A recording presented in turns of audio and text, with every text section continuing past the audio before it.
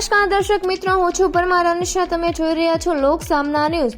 તો જોઈએ આજના સમાચાર સાબરકાંઠાથી અમારા રિપોર્ટર જીતેન્દ્ર સોલંકી સાથે. ઈડરમાં ગૃહ ઉદ્યોગ સંસ્થામાં આગ લાગી. શ્રી નમકીન નામની પેઢીમાં બની આગની ઘટના. ખાખરા ચવાણું સહિત નમકીનનું થયું હતું ઉત્પાદન. ફેક્ટરીમાં આગને પગલે ફાયર ટીમ ઘટના સ્થળે.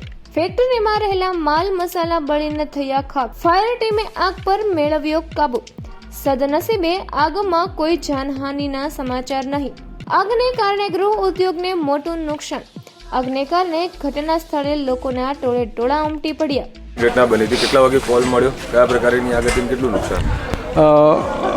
માલિકનો 8 વાગ્યાની આસપાસ કોલ મળેલ કે અમારી દુકાન છે જે કુટુંબ બાલ કલ્યાણની પાછળ નમકીનની દુકાન આવેલી છે, એ નમકીનની દુકાનની અંદર આગ લાગી છે. ઘટના સ્થળે પહોંચી માલુમ પડ્યું કે અહીંયા જે નમકીનનો જથ્થો છે, જે પ્લાસ્ટિક, નમકીન અને પુઠ્ઠાની અંદર આગ લાગી. ઘટનાનું ધ્યાને રાખી 2 ફાયર ફાઇટર ઘટના સ્થળે દોડાવી ફોર્મ કેમિકલનો મારો કરી લગભગ 18,000 લીટર પાણીનો ઉપયોગ કરી અને 100 લીટર ફોર્મનો ઉપયોગ કરી આગ કાબૂમાં મેળવેલ છે.